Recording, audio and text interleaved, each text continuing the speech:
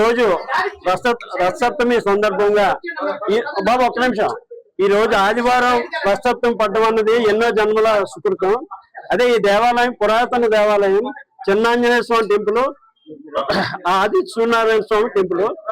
ఈ టెంపుల్ 300 ఏళ్ళ బట్టి కూడా 300 సంవత్సరాల బట్టి కూడా ఎంతో ప్రాముఖ్యం చెందిన టెంపుల్.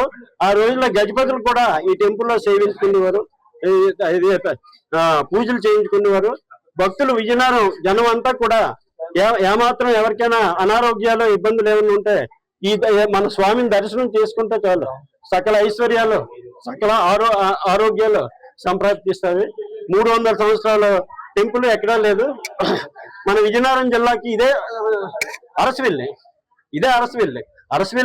వెళ్తున్నామని మనం శ్రీకాకుళం వేరే జిల్లాకి వెళ్తాం, అది ఒకటి. మన విజయనగరం జిల్లాకి ఏంటంటే చాలా ప్రాముఖ్యం. ఇదే చిన్న అరసవిల్లి కాబట్టి భక్తులందరూ కూడా ఈ సంవత్సరం మా కమిటీ వాళ్ళందరూ, ఈ కమిటీ అంటే ఈ రథసప్తమి కమిటీ మాత్రం అందరూ కూడా ఎంతో ఇన్వాల్వ్ అయ్యి ఎంతో సర్వీస్ చేసి మాకు సహకరించారు. మీ మీడియా వాళ్ళు, పోలీసు వాళ్ళు కూడా మాకు చాలా సహకరించారు.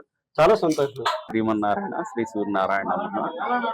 ఈనాడు మన విజయనగరంలో కూడా అరసవెల్లిలో కంటే ఇంకా బాగా జరిగేది మన కోనేరుగట్టు దగ్గర ఉన్న మన శ్రీ సూర్యనారాయణ స్వామిని.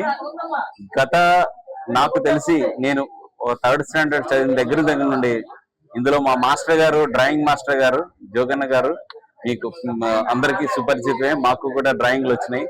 అలాంటి ఇందులో ఉండి మేము చదువుకున్నాం. ఈ మాస్టర్ గారి సంగతి యథావిధిగా తెలుసు. కానీ విషయం ఏంటంటే ఇప్పుడు ఈ గుడిలో గురించి ప్రాముఖ్యత ఏంటంటే వచ్చే వారికి కోరికలైనా సరే ఏదైనా సరే కూడా జరుగుతాయి. ప్రతి వాళ్ళు కూడా విజయనగరంలోని చుట్టుపక్కల ఉన్న అందరికీ కూడా సుప్రసిద్ధం, అందరికీ తెలుసు. ఈ పంతులు గారు కూడా చేయడంలోని మంత్ర సాధనలోని కూడా చాలా చక్కగా చేస్తారు.